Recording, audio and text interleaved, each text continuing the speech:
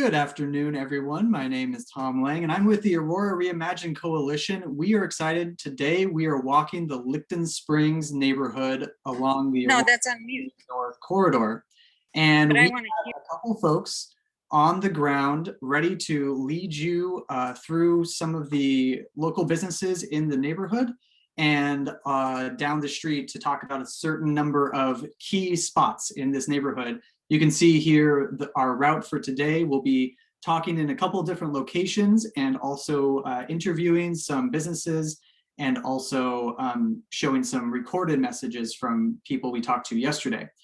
For those of you who are not aware, Aurora Reimagine Coalition is a grassroots volunteer-led group of nonprofit volunteers who are looking to invigorate the idea of a new Aurora that serves all the people in the neighborhoods and really fulfills the dream of a connected and vibrant neighborhood. So we are walking the length of Aurora this year, and this is our stop today, the Licton Springs neighborhood. We have Casey Peer with for North Seattle on the ground. I'll pass it to her.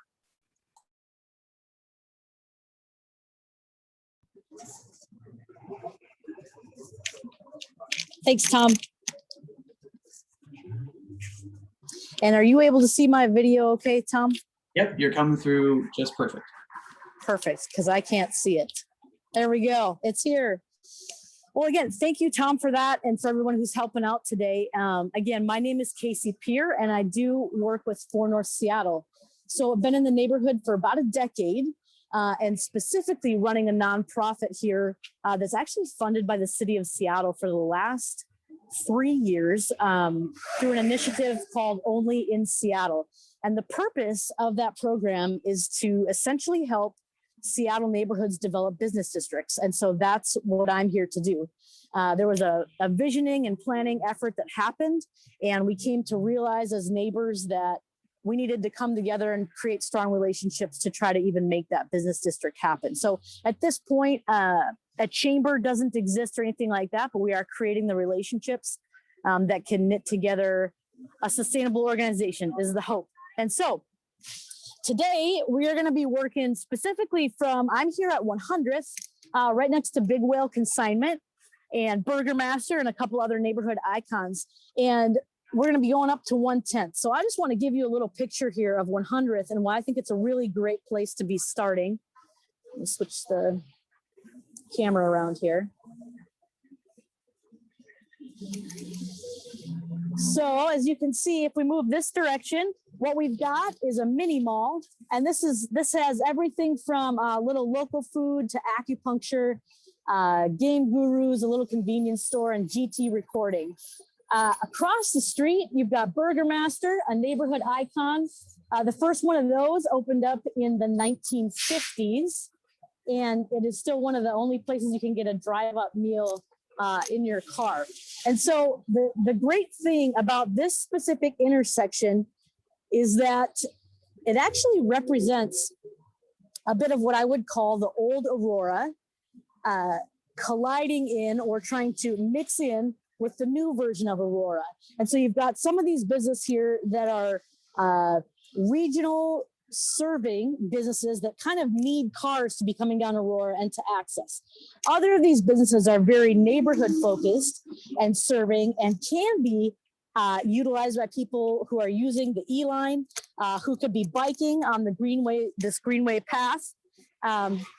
And so 100th is trying to put it all together. And so it also represents, if I go back here for 1 second, what I would say is probably one of the major concerns for businesses along Aurora as they are trying to work, if I get my finger in there, and coming around here and getting access into these businesses.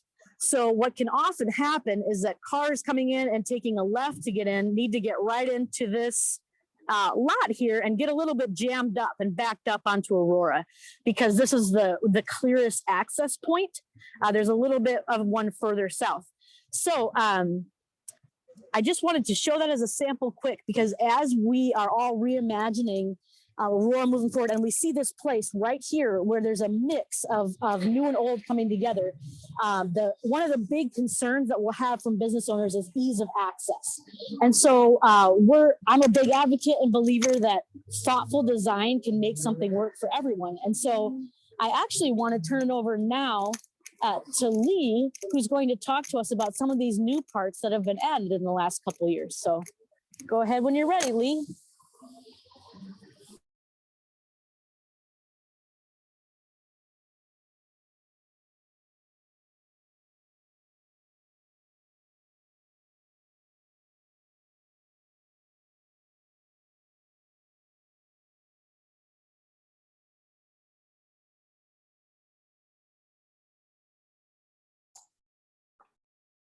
I think Lee is trying to get himself unmuted here. So for a second, there we go. You're unmuted. Can you hear me? Yep, we can now. Thanks. Okay. Yeah, we're standing here at the corner of 100th and Aurora. Actually, this is a fairly historic corner. I'm showing you the Oak Tree Village. That is named from the Oak School. That was here from 1885. It was the first school in the far north part of Seattle, and gradually changed, gradually became fairly large. In 1982, it was finally closed and leased and became, even though it's still owned by Seattle Schools, the property then was leased and, to the shopping center developer. More recently, 100 has been made a greenway from the west of Seattle to the east of Seattle. Supposedly low traffic, low speed, fairly safe. One of the reasons 100th was chosen is because there's a new bridge going across I-5 that will open about the time that the Sound Transit Station at North Gate opens, which will be, I think it's October 2nd, if I recall.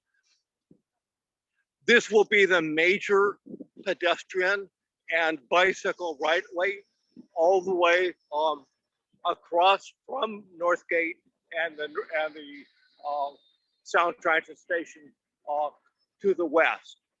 That will mean that there will be a lot of people at this intersection taking their bikes east and west to this train. So this will become a more important intersection than it is right now. It'll probably have a lot more pedestrian traffic and a lot more bicycle traffic. With that, I'm off and we'll see the next thing.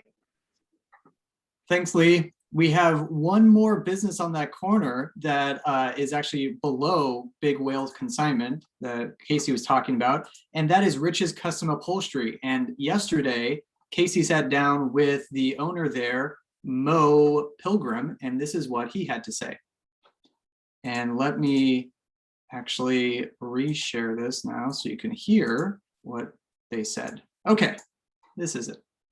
We're here at Rich's Custom Upholstery with Mo Pilgrim, and we just want to ask him a few questions about his take on business in the neighborhood. So, Mo, so what was your impression of the neighborhood back when you took over? Did you like being here? I've always liked being here. I think this is a nice neighborhood. I really think that it's almost like a little oasis in what is marketed as a crime-ridden pit. Yeah. But there's a lot of nice people here, and I've not had any issues with the neighborhood. You know, I don't like the graffiti, I don't like some of the litter and that sort of stuff. I don't like that they don't service like the alley out back. When you call the city and ask them to come and fill the potholes, they don't show up. And then when you try to fill them yourself, they show up and tell you can't do that. And I can see that our group is moving down the street now to the pedestrian bridge at North 102nd. I will show you again our route here. We are going to stop at this dot, North 102nd pedestrian bridge, and then talk to a couple more businesses on the east side of Aurora before moving further north. Casey, are we ready at the bridge?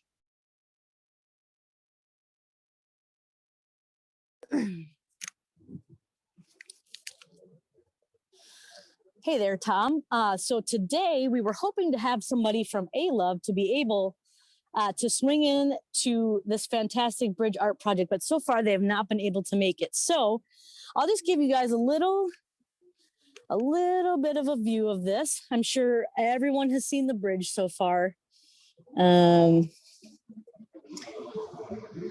this is a project that was done by the neighborhood group called A-Love, which stands for Aurora Licton Urban Village. And they put a lot of effort into this project. It was a community-led project. They did a hiring process for the artists. And then when there was actual implementation, some of us from various neighborhood groups were able to come over and actually do some planting below the bridge on the other side. And so the bridge itself, I believe the theme was called Aurora New Dawn.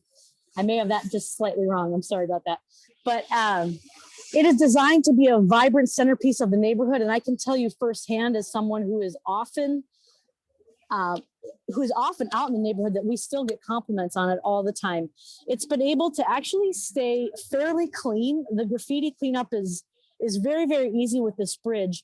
And it has given a burst of color to the thousands and thousands of vehicles that are coming down this street every day. And also, as you'll see, as we keep walking and we keep going here, it also has become just a gateway into the Oak Tree Village that Lee was just talking about here. And so many of us in the neighborhood realize and recognize that the Oak Tree Village can be a launching pad for our neighborhood. At one time, it was thriving with all sorts of different businesses in there. COVID has affected it somewhat, but the potential is obvious and still remains. And so we're going to be taking just a little bit of a look here at the Oak Tree Village. I'm going to have Tom point that out for just a moment while I get set up into place.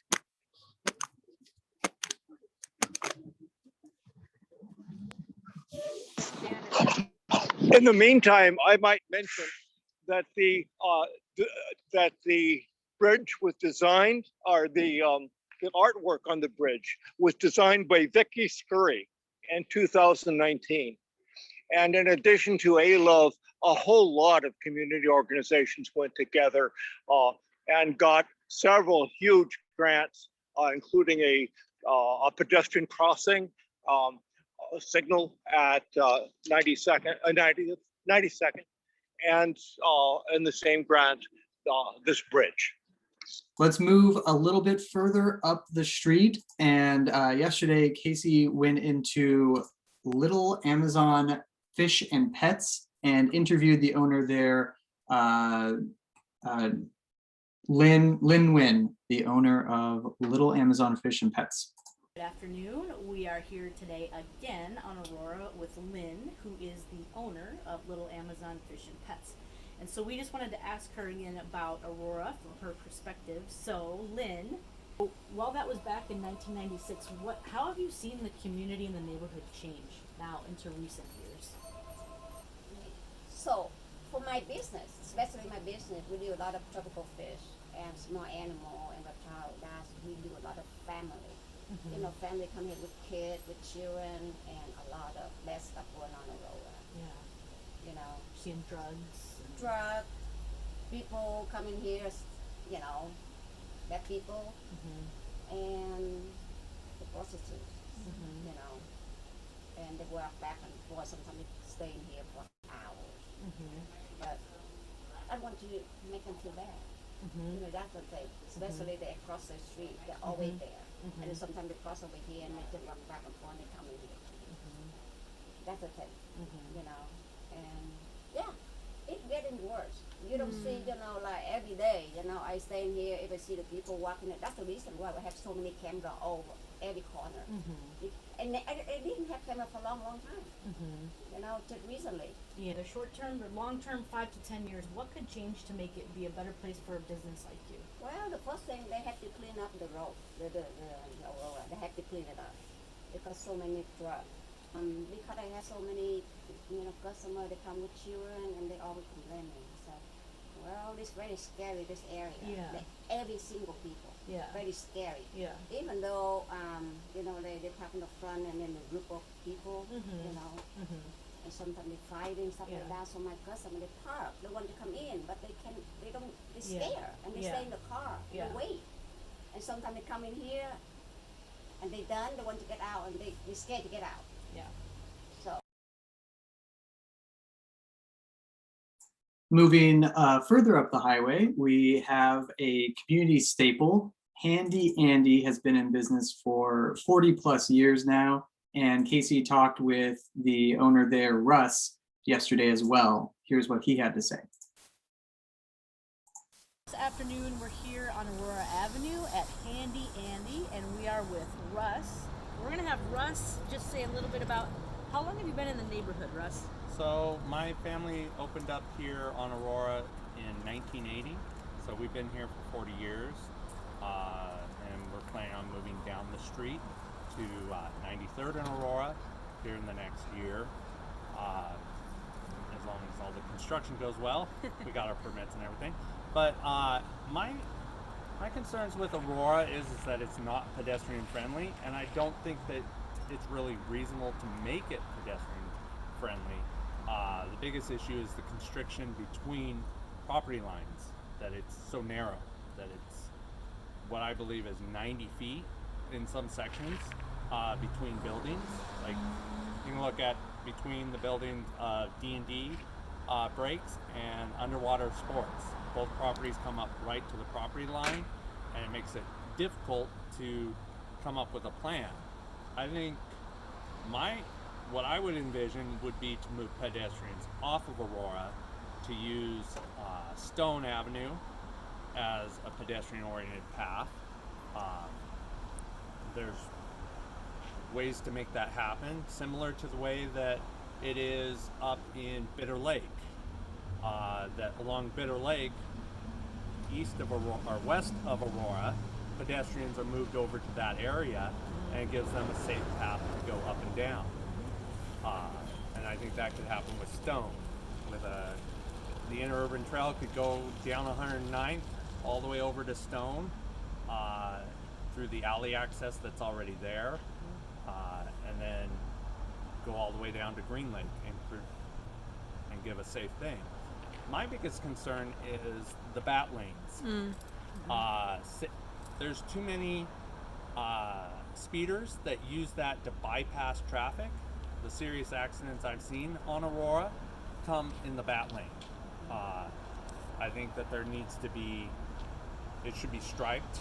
I like where they painted it red up at 120th and Aurora in that section. They painted it red that says buses only.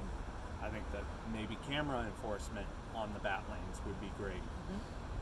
Or to even, I mean, the buses don't even use the lane they hop in and out of the lane because it's dangerous to go right alongside the sidewalk. Sidewalks are, 7.5 feet wide, so bus comes flying by, it just shoots dust into your eyes. I think that the other thing is the access to businesses. It's really hard. If the center lane gets taken away, what's going to happen to this section, especially since it's not pedestrian friendly? What's going to happen to the businesses here? Is it going to deteriorate because it's too hard to get in and out of the businesses? And that's, I believe, a big concern about trying to put a full center divider down the center of the road. That's really good. Anything else that you could say about either ways that you've seen Aurora change in the last 5 to 10 years outside of the bat lanes or anything like that? What about the safety piece for your business? Well, I think the slower speed limits are nicer. Good. The only issue I have is that there's no enforcement of it. Okay. So even the buses are going extremely fast down the road. I'd like to see something monitor the buses because they can go flying by at 45 miles an hour, which is a big concern of mine. Even if there were speeding ticket cameras on Aurora as a way to deter that, I think would be a good way of simple solution to enforce the speed limit. I've seen since I've been here, since the bicycles got moved up to, I believe it's Fremont. I've seen less bicyclists going down Aurora, which I think is safer, and I think that's the reason I think pedestrians shouldn't be walking down Aurora. It's just not so safe. That's really good. So Russ will be, like he said, will be eventually moving his business, hopefully, down to 92nd, and he has been just a wonderful person to help us as an organization with Fort North Seattle, and we look forward to hearing more of his ideas in the future. So thanks, Yeah, Russ. awesome. Thanks. Thanks for those observations and thoughts, Russ. Just north of 110th Street is the Washelli Cemetery, and it's a fundamentally different type of roadway when you get up there. And we have at that location now Lee, who's going to talk a bit about that area. I'm in the middle of the Washelli Cemetery. You can see way back where we came from with the bridge going across Aurora. At this location in Aurora, it's different. It's not aligned with businesses. It's lined with the cemetery through which people drive and through which people have to get, be it by bike or by foot. Unfortunately, in this area of Aurora, there's no sidewalk on one side. This is a little dirt trail. There's about a 3 or 4 foot sidewalk on the other. Yet, actually, the concrete is probably 5 or 6 feet wide, but those plants over there overgrow it. People to get from the north of the cemetery to the main part of Seattle, if they're walking or biking, they have 3 choices. Use the interurban trail to the west, use Meridian Avenue, a mile and a quarter to the east, and use Aurora. And this is the only solution, the only choice they have if they choose to use Aurora. The cemetery is amazingly old. The first family that was buried here was in 1867, the Denny family. It eventually became known as the Oakdale Cemetery. And then a little bit later, in the 1890s, when Aurora was then a 2-lane trunk highway up to Everett, it became it grew on both sides of Aurora and became more dominant in the 1920s. So that gives you an idea of about the various different areas of Aurora. Back behind us, where we just were, it's all sorts of businesses without good pedestrian access.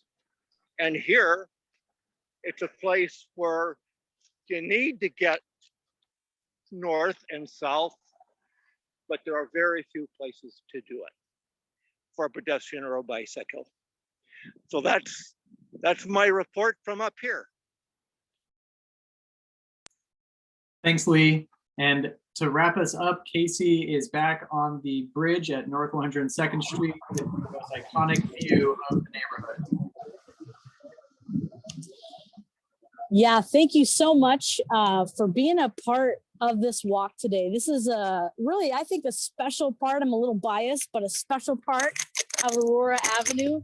And we're grateful for you to listen. I think Aurora Reimagined is a dream that we're all longing for. And the more that we can sit at the table together, so to speak, or go on a walk virtually together, the better we're going to be as a neighborhood. And so let's continue to do this.